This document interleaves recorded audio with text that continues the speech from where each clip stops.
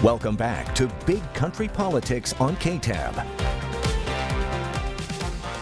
Well, welcome to this week's Sunday Conversation here on Big Country Politics. I'm Manny Diaz. This week our special guest is incumbent candidate for Abilene City Council, Place 5, Kyle McAlister. Kyle, you have survived phase one of the election. Yes, sir. Yes, sir. Yeah, we're excited about this. You know, it's traditionally, I guess, when you have more than two candidates, it's really hard. You know, Abilene's one of those unique places where there's a plurality and a majority. Mm-hmm. And while I got the plurality, had the most votes, I didn't quite get to 50%. And I tell people in politics, you can round up to any number except 50, and 50 you have to get. So that's where we are, and we're just working hard to get our folks back out into this month, and then June 7th. Indeed. Well, thank you so much for joining us today. Tell me, so this is not your first rodeo when it comes to a runoff. No. This is your second runoff, 6 years. Last one, it was in 2019. Right. Mm-hmm. Give me first, before we kind of get into all the politics of everything, literally, give me the emotions of that night as you're seeing everything unfold, and then the runoff not getting quite to that 50%. Right. Well, you know, when you get the first, and Abilene local elections are relatively unique in the fact that in all the years that I've been doing elections, when those first early numbers come in, usually if candidates are more than 10 percentage points apart, that's usually the way it's going to stand, because with the number of people who early vote versus those that actually show up on election day, it's that 10% swing is pretty hard to pull. So when the first numbers came in and I was right over 50%, and then Miguel was right under 50%, and then Cynthia was down here, I kind of got that feeling that that's where we were going, because it wasn't quite enough. That there was enough. We were close enough that I felt like, you know, there's a pretty good chance of this. And then we got the second batch of numbers, and I was right under 50%. And then the last numbers came in, and it said 49.78%. And I was like, okay, you know, a little disappointed, but you know, I still feel like we are in a really good place heading into the runoff, just because of the number of votes I need to make up.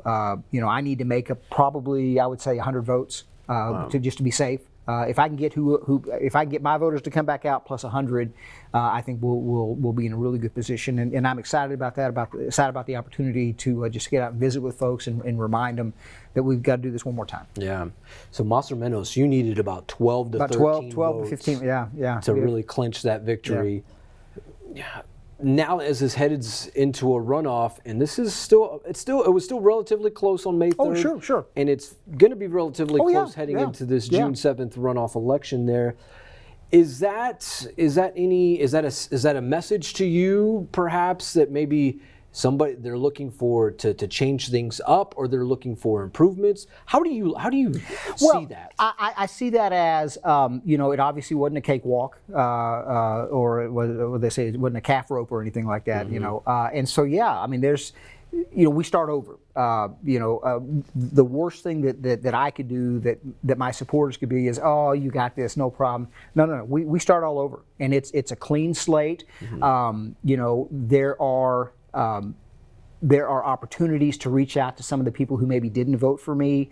You know, we take a look at the polling data. We can pull names of voters and things like that and find out, you know, where we did well, you know, which precincts we did well in. So, you know, we want to really focus in on that, which precincts we didn't do as well in, and then, you know, make sure that we're getting our resources in the right places, because it is a 5-week turnaround. And now, if the numbers were a little bit even closer, as far, you know, I was, you know, 12 votes short. My opponent is about 277, 280 votes short of getting to that 50%. And so, you know, I like the fact that I have a little bit shorter amount to make up, but always run like you're behind, and keep doing that, and make sure that people just keep that enthusiasm up, keep that excitement up to get them out to the polls. Last week we had on Dr. Paul Fabrizio, professor of political science at McMurray University, and he kind of talked about voter turnout. It wasn't, you know, he really wasn't too thrilled with it. It's very small. It wasn't a very spectacular turnout.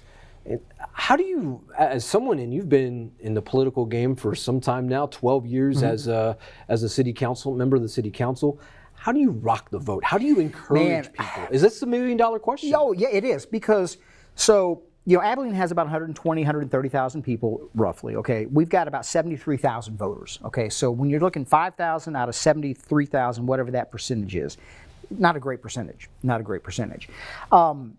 I've often told people, I don't want people to know I'm on city council because it's an ego thing. I want people to know that I'm on city council because they're involved, because they are involved in their community.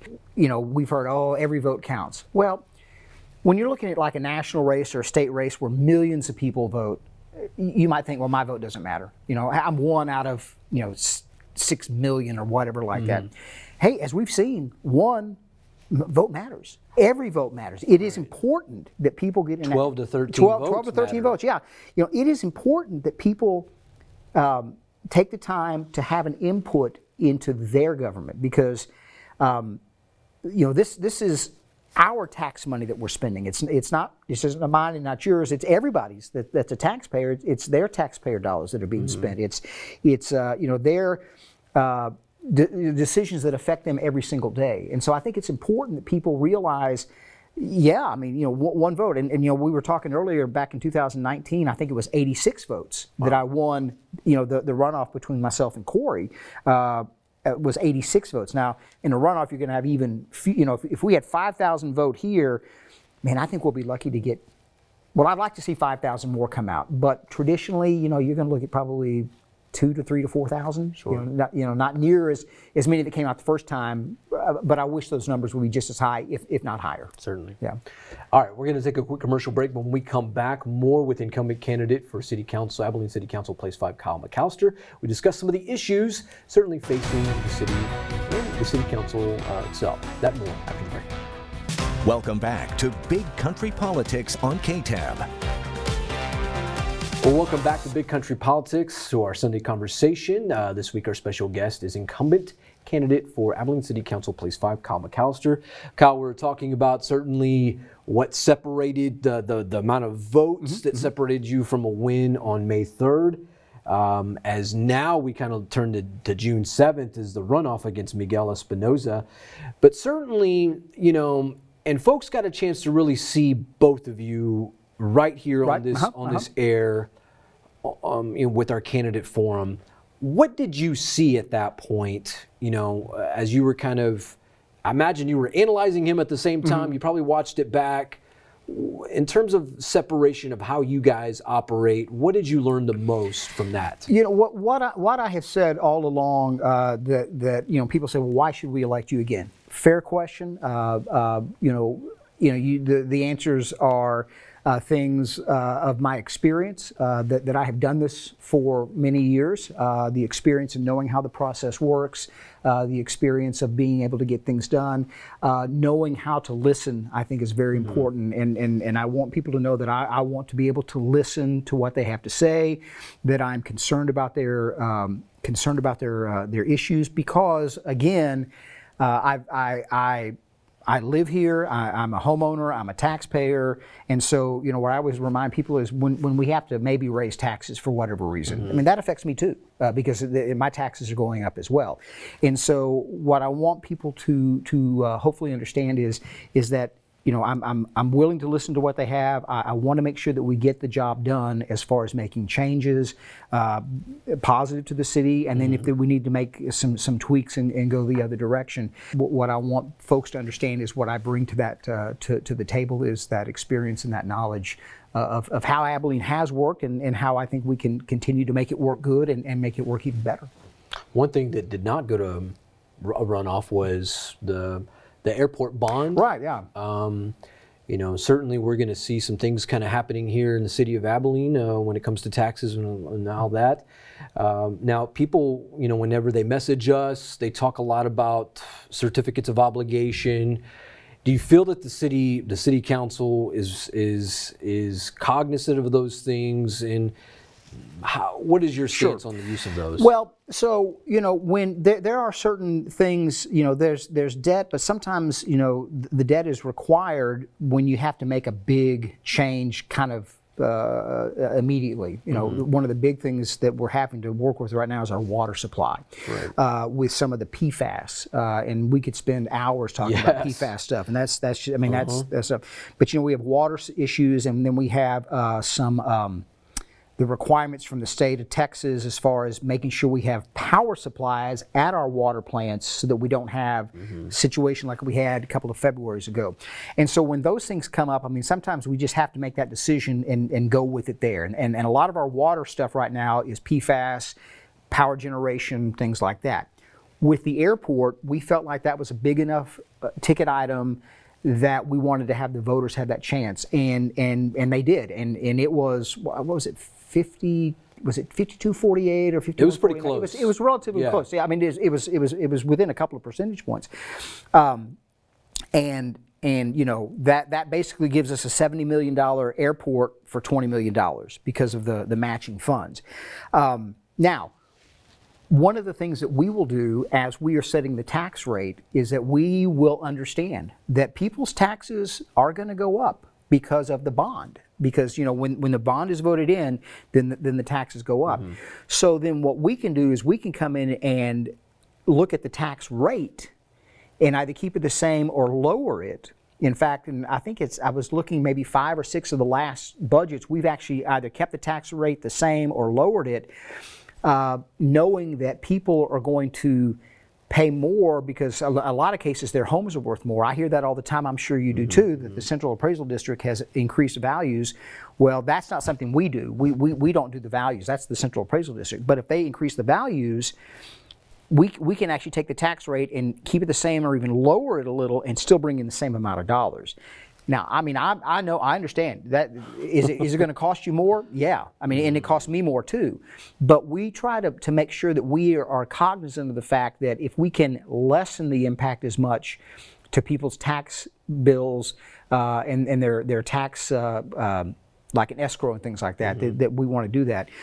We will start that process in July for the next year's budget. We'll have budget workshops, and I encourage everyone to come to those. I mean, I tell people all the time, I want to see you there. I want to see you at the tax hearings. I want you to tell us what you want, what you don't want. That allows us to, decide, okay, where do we need to spend our money the best? Sure. Real quick, and last question for you. You know, the Joe Rogan podcast, Joe always talks about, how he doesn't read the comments anymore on Twitter or in social media platforms. You know, we see a lot of it. Oh, I'm sure you do, yeah. We see for you, we see against you. Sure. How much do you look at those things? How much, or do you even look at them at all? And do you look at them from a stance of, okay, maybe here's what I can do better, here's where, anything like that? I do look at that, and if someone, there was someone who a couple of weeks ago said something, and I reached out to them individually and found out some stuff that they were upset about with the city, and I think we got them kind of down the right road. A lot of times when things go wrong, the first time we hear about it is in social media. But if sometimes people just let us know, then we can get working on it. If a street needs repair, or if there's a hole here, we may not even know about it. But I do see the good and the bad, and that's fine. And if I see something bad, and I say, I can work on that, then I'm more than happy to jump in, because I want people to feel like that if they ask me a question, that I'm going to listen to them, and I feel like I do. I listen to them, and we'll do what I can to either resolve it. And sometimes, you know this, sometimes there is no resolution. People just want to be heard. Sure. And I understand that. I really do. I mean, I want to be heard. And sometimes people just want to feel like they can talk to you. And I hope that people know that I'm always like that. If you catch me in the grocery store, if you catch me at Walmart, wherever, man, let's talk. If I don't have time then, here's my card. Send me an email. Let's see what we can do to take care of it. Well, Kyle, I appreciate your time today. Thank you very much. I appreciate it. Best of luck to you on June 7th. That's right. June 7th. Early voting starts the 27th. So there we go. All right. There we go. For Kyle McAlister, incumbent candidate for Abilene City Council, Place 5, I'm Manny Diaz. This has been another Sunday Conversation right here on Big Country Politics. We'll see you next time. God bless.